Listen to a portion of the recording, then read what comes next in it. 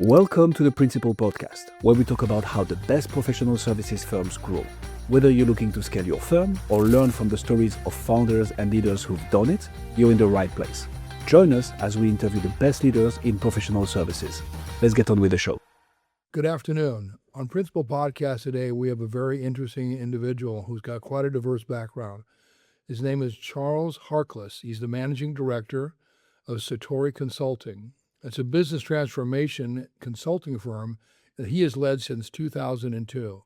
His university background, as well as his charitable efforts that he does, are also very interesting, and I'm looking forward to Charles sharing those with all of us today. So, Charles, give me an idea. When you started your consulting endeavor, what got you into consulting, and what was your journey that led to choosing that path?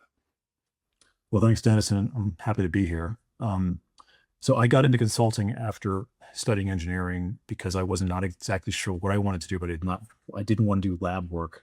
And I figured that some consulting time would give me better grounding in terms of what my future career should focus upon. So I started out with an open mind, assuming that within a few years I would hone in on a particular career path. But after a few years, I realized what I really liked was the variety that consulting offers. You don't have to. It's like not declaring a major. If you're open-minded, you can see a lot more than you might see in a single institution and organization. And so that's what I did. So I got started without any particular desire to stick with it. I learned that I loved it and continued in the industry. And I worked at one of the largest firms, now known as Accenture, for the first part of my career. But I started Satori, as you mentioned, in 2002, because at that point there had been a kind of a nascent thing emerging with what I'll call internal consulting. There was an advent of a number of teams that were being formed in larger enterprises to address the transformation that was occurring, and it wasn't being done solely by the larger consultancies any longer. Those teams really didn't have guidelines or standards regarding how they conducted their work. They were getting more direct exposure to the C-suite and more responsibility.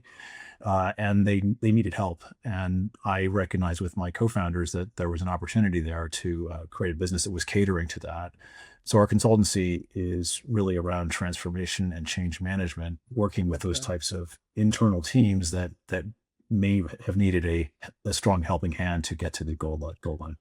You know, when you think about what's happening today in the world with acquisitions, mergers, and transition that goes through from the C-suite all the way down to the employee who does that entry-level position, that's more and more important. And then you embrace the concept of AI and technology, how to integrate all that. I imagine you got your hands full. So let's talk a little bit about, when you look at your client, you have to identify, within your organization, who are the decision makers, who are the decision influencers, and in multi-layers, you have different people competing for your time, I would imagine, but also you got to have a decision maker. So you mentioned the C-suite. Who do you like to sell to in your companies, and why do you like to sell to them? Well, first thing I'll say is that there's no single buyer. It depends on the enterprise, but if you are talking to, let's say, the CFO or someone who has that purview, that's good because there's always a financial commitment required to engage. But most likely our clients are usually accountable for some new thing. There's a risk on the horizon. Here's a good example.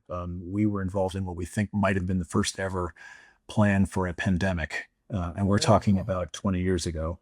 And that role of trying to bring together not just technology, but also HR and facilities, that was a new dimension of risk management that didn't exist before. So the team that was formulated to figure out how to deal with that wasn't something that there was a history of funding. It was something which had to be thought through. And our role was working with, in that case, the team that was chartered with figuring it out, helping them address what the priorities should be. And over time, that's now matured into what most organizations call their resiliency function.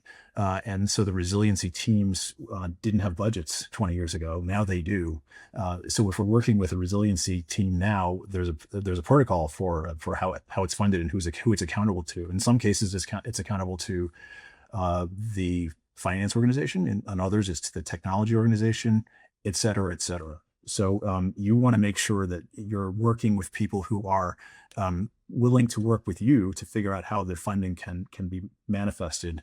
And our role is often helping these newly placed executives navigate that without having a strong guideline for how it works.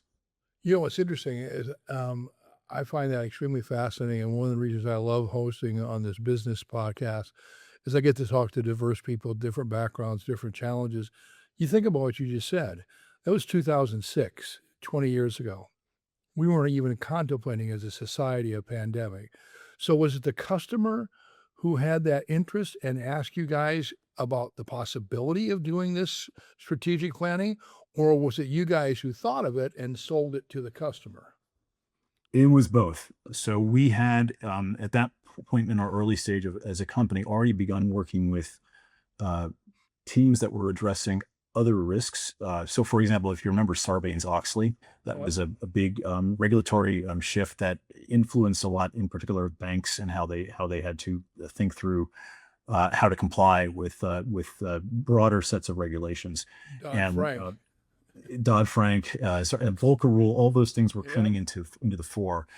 So we had already begun working on updating risk protocols and figuring out how to get broader set of business alignment with risk management.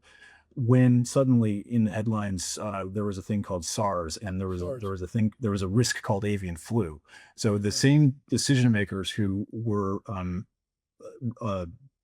accountable for those other regulatory driven risks were a good audience for thinking about this new thing that was in the news. And so we began talking to them, not only because we thought it was interesting, but also because they were concerned about it. Mm-hmm. And we knew enough to know that this was a very different set of responses. You had to actually integrate across a broader set of the enterprise than ever before. We thought that was interesting and thought it was a good area to get involved in. You know what? I love that. I mean, and what I enjoy about was you guys were forward thinking, and so was that company, obviously, because SARS was in the news. It was something people were concerned about, not to the level that we got with, obviously, the real pandemic in the 2000 part with COVID, but it did get attention, but I think it was more underplayed than many people thought, especially at a company level. So that's fascinating that you guys were involved in that. So give me a little bit of idea when you talk about your ICP, your ideal client profile. Tell me the companies that are ideal for you guys to try and engage to do business with. So our clients are, excuse me, to turn off the phone. Our clients are typically clients that understand the value of change, that operate, but they're operating on all cylinders. So they're usually very productive, very proactive and productive enterprises that can't afford to take their best people offline to address a new thing for 6 months full time. But they are not people who need to be convinced of the beneficial effect of addressing that problem. So our consultancy is formulated to help that team get to the goal line without stopping operations. We will work with them to become better internal consultants, better transformation agents, and we are trying to find people who fit in.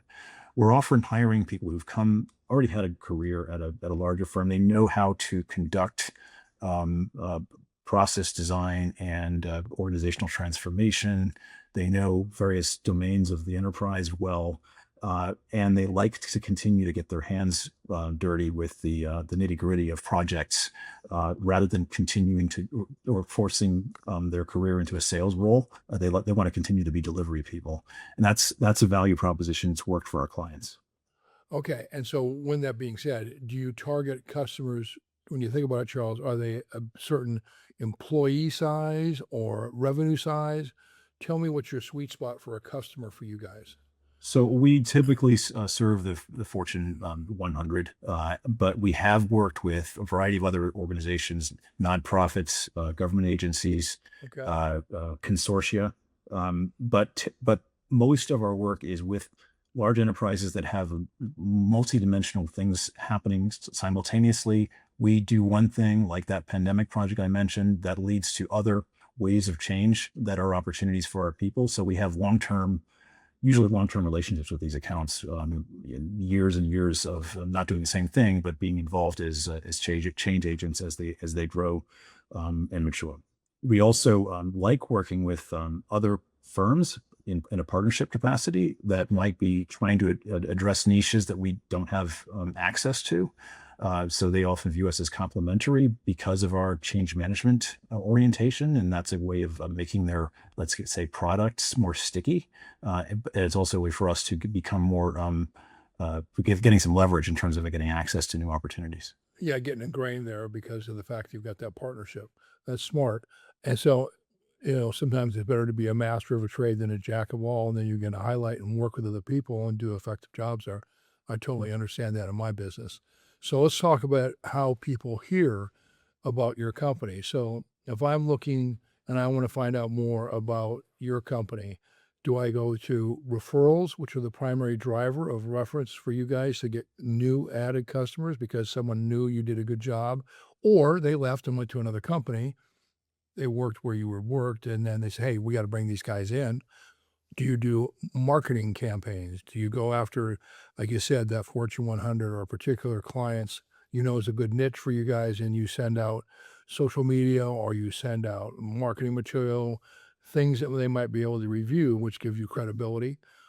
Conferences do you attend, and or have you entertained the idea of doing like social media through podcasting? Tell me which avenues are yielding you the best return for your client business. So with the exception of podcasting, we've engaged in all of the things you've mentioned, Dennis, but the Okay. one that works, the one that always works the best for us is referrals. Someone who's seen us deliver a transformational outcome wants to see that again. And so at this point in our evolution as a firm, we've got more than dozens of people, lots of people who've seen us in action and may become clients somewhere else, or suddenly, wait a minute, I've seen this before at my other firm. Let's get those guys in again. So that's the most effective. When we were new, that obviously wasn't an option. So we concentrated in our early stages around some themes, like I mentioned, this internal consulting arena, and try to produce content we try to get that content in front of through as many channels as we could, using our networks and learning along the way which channels were best. But we've never felt that kind of a cold approach is going to be very valuable to us. It takes a lot of time, and it often you can be outmaneuvered by another better funded competitor. So our bias is to rely upon the good work we've already done, rely upon these strong networks we're building, and keep those networks warm. That's the most effective for us. I think your podcast thing is an interesting suggestion, because I do think that podcasts are a better way to explore themes than reading a white paper or seeing an advertisement. So I think that's something we should look into, and maybe we can work on that together down the road. Okay. All right. I like that, Charles. Let's talk a little bit more about retention. When you have your clients and you do a job, a couple things I'm always curious when I talk to professionals like yourself. One, how do you measure your performance? i.e., what are the metrics that the client who brings you in, what do they evaluate to feel like, hey, this was really a great thing that I did with Satori Consulting. Here's why I want to keep them or continue working with them. And number two, contracts. Do you have them for a statement of work? Is it 3 months, 6 months, an annual contract that renews? How do you keep your clients? So the most typical relationship we have from an account management perspective is we will have a master services agreement that Okay. will have that'll set the terms for how we engage, and those engagements are usually on a statement of work basis based on time and materials, Okay. and they are frequently set for fixed periods of time, 3 months, 6 months, something to that effect. Okay. Deliverables are important things to be paid based upon having delivered certain deliverables, Right. and the roles we play are pretty obviously demonstrating value. We are getting in front of the C-suite and helping our clients look good in front of the C-suite. So the reason we know that things are going well is when we get the next project from that as a result of that effort, or that person has moved on to another place and immediately tells us they'd like to find an opportunity to work with us again. There are cases where we will do more transaction-based arrangements, but it's a small set of our business. It has to do with what the client is used to, how the client is used to paying for things. Right. So we try to be adaptive enough to make it easy for them to engage us, not to force them to do a time and materials if it's not something they like doing or will authorize, not to force them to commit to periods of time that are longer than their budget horizon. So it will vary. A lot of the times we're helping our clients who are, as I was mentioning, they're in these new functions, learn how to navigate their own systems for engaging professional services. Yeah, which is for some of these people, it's a total challenge, and or things are changing and the dynamics of how you go ahead and analyze and bring someone in and say, okay, we want to bring you in, and here's the reason why. Technology is advancing that so quickly, not only with AI but other things and the platforms they use to say, okay, I want to have this, but now why do I want it? And here's what they need to do to make it work. So that being said, you look at your clients. We talked about where you want to be with your decision makers, and you've got influencers that are involved. You have to sell at different levels, I would imagine, to get them to, unless you have a one point of contact like a CFO, you said. And what is it the primary thing they're looking for when they engage with you? Is it transformational change? Is it departmental change? Or is it a company overview? Hey, we need to shift in the dynamics of where we're going. Tell me which of those are most frequent. I think it's transformational change, but so most of our clients, we don't have clients who are not part of the kind of the value chain of transformational change. They are so they're not hiring us because they're looking for us to produce an answer in 2 weeks that they can then say I found my insight. They're looking for us to help them execute on a strategy that their enterprise is committed to, and they feel accountable for that, and they are concerned that they can't achieve that outcome without somebody who doesn't have a day job, who can augment their capacity to execute, and also make sure that their peers and their stakeholders are paying attention to the things they need to get there. So our typical role will be to help that person articulate what the outcome needs to look like if they haven't really thought it through, so they can make sure that they actually can fund and get commitments to it, and clarify who should be on the hook along with their team to realizing that. And then we will create a process to work with the whole set of the organization to get there. We will almost always be working alongside our clients, personnel who are seconded onto projects, but they will have, as I mentioned before, day jobs. And sometimes there are other professional services firms in the mix. There might be a large IT project underway that's a component of this, and so we're very comfortable working with other parties and play nice. Usually, these large enterprises have lots of consultants on board at any given time. So when you think about it, you're at the 35,000-foot view, and you're above looking at everything, trying to coordinate it. And sometimes people are caught in the weeds in their day-to-day job, like you say, and they can't see the forest for the trees. So you guys help them clear that path. Tell me a bit about where you see, as you look to the future for your company, where are the biggest challenges in your business development? Well, so I will say that right now, as everybody knows, AI is on everyone's radar screen 100%. And what that means in terms of selling transformation work is that it's become difficult in the current period of time, let's say the last year or two. A lot of the oxygen is being consumed by fear of missing out on AI investment, and that gets in the way of putting reasonable investment into traditional transformational changes. So things have slowed down, and the cycle of selling is elongated. That is likely to change because people are beginning to understand that AI technology investment alone will not deliver change, and that you need help. I think McKinsey's managing partner just a few weeks ago said that there will be a golden age for McKinsey because of all of this AI investment after people understand the need to determine how to realize Actually value. execute a strategy, because people, Yeah. they think it's going to be an end all. It's not, and it's also more Right. costly than people think. When people So look at what we're making that same. We've felt that as well, and a lot of our clients have told us, as soon as I can fund more of this, I want to with you guys. So we can't control the timing, but we think it's in the near term that this is beginning to happen now.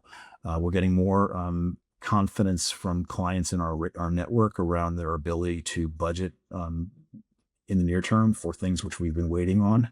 So it's beginning to happen. But I will say that it's been a challenge. It's been a challenge to keep active opportunity rosters while we're waiting for these elongated cycles to end. So I'm hoping it's over soon. Yeah, you think about when people have a new gadget or a new toy, everyone wants it, and they get involved in it, and then after 2 or 3 years, it uses its luster. And reality was, it was great, but it really wasn't what I thought it would be in terms of my end all for a period of time. So I think we're going to go through that evolution, and I think you're right. We're probably within about a year or so, people coming to reality that, hey, it's great for data, it's great for a tool, but it's not a replacement for what you really need to do to change your organization or change your strategy, et cetera. I'm hearing that from more and more executives like yourself. So where do you see the biggest opportunities then, as you look ahead to the future for your consulting company? Well, I think that one of the benefits of AI is it's creating lots of new ecosystems, and being a part of that that's that stage of evolution, just like we were part of the introduction of pandemic planning, is exciting. It's new. It's not fully comprehended. It's not doing the same old thing we did in the past. So we want to make sure that we're keeping actively engaged with the people who are working through that. And we do think that, having had a history with some of the larger Fortune 100 firms, we're likely to be able to participate in that transformation as it unfolds. I think that we also have always liked the idea of creating some productive ongoing alliance partnerships with innovative firms. The hard part is deciding which ones to put your ducks behind. But we like experimenting with that, and I think we would like to have more of that in our future than we've had in the past. Thinking about, when you look at the opportunities, and I would concur with partnerships being an important part, you have to really think about, okay, who aligns with my business philosophy? So what would you say is your core business philosophy for your customers? That they can do a lot of what we are capable of doing, but they can't do it in their roles as a company. So our philosophy is that we're not trying to displace you. We're trying to augment you. And by doing so, you and we both get to the next level of change. That's good for you, and it's also exciting for us, because it's the basis of a long-term partnership. So that's what we want to. That's our philosophy, is to find those types of relationships and buyers, make them look great, and make them feel that they really enjoy the experience working with us. And that's proven out so far in terms of having some really lengthy relationships that continue to come back to surprise us. So we want to make sure that that's an ongoing part of our ethos. I love that. I mean, it's a good business philosophy. It's solid, and it's sustainable. Tell me about the things that you do for the community, like the New York City Parents in Action and Scholars at Risk, and also Princeton Alumni Angels. What does that mean for you? So the first two you mentioned are nonprofit organizations. Both have to happen to be based in New York. Parents in Action is a thing I got involved in as a raising my two boys. It's an opportunity for parents to learn from each other as peers regarding parenting. So it creates a platform for sharing concerns and strategies about parenting in a non-judgmental way. They have a 40-year track record of getting schools to open the doors to their facilitators to allow parents to relieve some anxiety, and it also creates some education. So I'm currently serving as president of that organization on a volunteer basis, because I really found it beneficial to learn from that experience as when I was parenting my boys when they were younger. That's I'm just trying to make sure that the organization continues to thrive. It is volunteer, and it's a well-oiled machine. So I'm happy to have the opportunity to see the benefit of it from under the hood. The other organization, Scholars at Risk, has a broader remit. So they are focusing on academic freedom globally. They have a strong track record of getting academics who are in positions of peril, sometimes in conflict zones, safely into teaching positions on a temporary basis in, let's say, a university in Scandinavia or in the United States, things of that nature. And they also work with the UN to promote standards for academic freedom. And the founder has brought in business people like myself to augment the academic leadership that they have on their board as they continue to think about how they can sustain their mission and grow financially. So my role is relatively new there, but I'm running their finance and audit team right now, and that's I'm learning more about the academic side, and I find it exciting. Charles, you're a very busy man, and when you think about what you're doing, I think probably what you do in your personal life and your philanthropic endeavors, trying to just volunteer, probably leads to your business expertise as well, because you have more of an empathetic eye and you can probably see things that people don't who aren't doing that, and I applaud you for that. I've really enjoyed our conversation today. I can't believe our 30 minutes is about up and went by pretty quickly, and I really enjoyed the dialogue with you. If people want to reach and learn more about Satori Consulting, how would they do so? Well, you can just go to our website, satoriconsulting.com, and we're also on LinkedIn. I will say with Dennis, the one word you just mentioned, empathetic, I think that's a thing we didn't discuss, but it's very important as a success factor in consulting to have empathy for your clients, and they will know if you do. So that's something which, if you don't have that, you probably shouldn't get into the industry. I would tend to agree. Charles, great conversation today. Thank you for being on Principal Podcast. I enjoyed it. I hope you did as well. Have a wonderful afternoon. Thanks. Take care. Yep. Thanks for joining us on this episode of the Principal Podcast. We hope you've learned valuable lessons and strategies to grow your firm and take your business to the next level. Make sure to subscribe and leave us a review wherever you're listening to this show so you never miss an episode. To apply and be a guest on the show, click the link in the description. See you next time.